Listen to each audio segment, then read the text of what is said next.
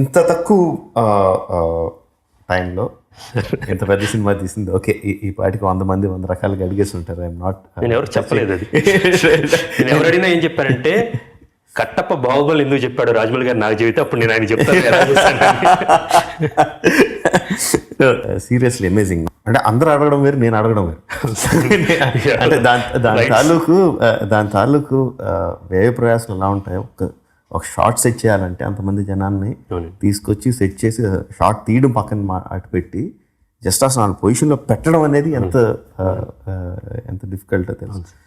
So అంటే రోజుకి ఎన్ని గంటలు షూట్ చేసేవారు? 79 రోజులు. Okay, 14 to 8 some days they were 14 hours sir, some days they were 18 hours sir.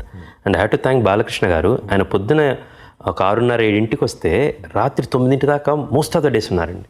అంటే ఇప్పుడు ఆ బడ్జెట్స్ మాకు అంతే అలౌ చేసినాయి సార్. బేసికల్గా మోర్ దాన్ థింగ్ అది సంక్రాంతికి రావాలని మీకు గుర్తుండే ఉంటుంది. ఢిల్లీలో నేను మీకు కథ చెప్తే నేను దీనికి సింహభాగం ఆ క్రెడిట్, అంటే నేను ప్లానింగ్ మొత్తం చేసుకున్నాను, దానికి ఒక పందా ఒకటి పెట్టామండి.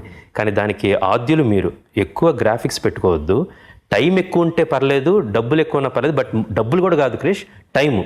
నువ్వు టైం ఇస్తా ఉంటే గొప్ప గ్రాఫిక్స్ వస్తాయి, బట్ ఆ టైం నీ దగ్గర లేదనుకున్నప్పుడు లైవ్కి వెళ్ళు అన్నారు సార్. గ్రాఫిక్స్ ఎక్కువ పెట్టుకుంటే టైం ఎక్కువ పడద్దు అని అంత తెలియని విషయం కాదు నీకు. బట్ అంటే ఇది 79 రోజుల్లో చేయడానికి కారణం ఒకటే సార్. బేసికల్గా ఈ సినిమాని 4గా డివైడ్ చేశానండి. మన ఈ నాహపానుడు కథ అంతా ఒక వి అప్రోచ్డ్ 4 షార్ట్ స్టోరీస్ అండి. నాహపానుడు చేస్తున్నప్పుడే మేము మొరాకోలో షూట్ జరుగుతున్నప్పుడు there was entire second unit which was clear second unit which was preparing for the ship అండి. షిప్ సెట్ అంతా వేస్తున్నాం, ఇక్కడ లైవ్ వెబ్ క్యామ్ పెట్టాము. దెన్ ఫ్రమ్ మొరాకో మాకు అక్కడ ఒక కంట్రోల్ రూమ్ లాగా పెట్టాము అనమాట. We're actually monitoring each and everything. అది అయిపోగానే మొరాకోది అయిపోగానే వీ కమ్ హియర్. ఆ నాహపానుడు అంతా తీసిన తర్వాత కళ్యాణ దుర్గం సెటప్ అంతా తీసాం సార్. 2 సెకండ్ కథ అన్నమాట. దానప్పుడు ఇంకా మిగతాది ఏం పట్టించుకోలేదు. ఆ సినిమా అయిపోయింది. అదొక 20 రోజుల సినిమానే. 20 రోజులు ఎంత కావాలో దానికి 21 రోజులు పెట్టామండి టైము. నాకు అమరావతిలో తీయటానికి మొత్తం 26 రోజులు కావాల్సి వచ్చింది సార్, పాట కూడా. సో అప్పుడు మొరాకోలో మేము షూట్ చేసింది అక్కడ 18 రోజులే చేసుకొని, ఇక్కడ వచ్చేసి ఇక్కడ 14 రోజులే చేసి, ఇక్కడ కావాల్సిన టైమ్స్ అక్కడ పెట్టుకున్నాం సార్. 3వ సినిమా ఎగ్జాక్ట్ ఇది షిప్ది అయిపోగానే 3వ సినిమాకి మేము మహేష్ వెళ్ళాం సార్. అది 3వ సినిమా. ఈ 3 సినిమాలు అయిపోయిన తర్వాత ఇంకా 4వ సినిమా సార్. అది జార్జియాలో తీయటం జరిగింది సార్. ఇది దానికన్నా ముందు షిప్ అయిపోయిన తర్వాత స్ట్రైట్ జార్జియాకి వెళ్ళాం. ఎందుకంటే ఏదైతే మల్టిప్లికేషన్స్ అవసరమో, డబ్బులు ఎక్కడ ఎక్కువ పెట్టాల్సి వచ్చిందో అవి వరకు ముందు తీసి. So we approached 4 different films sir, 4 short films.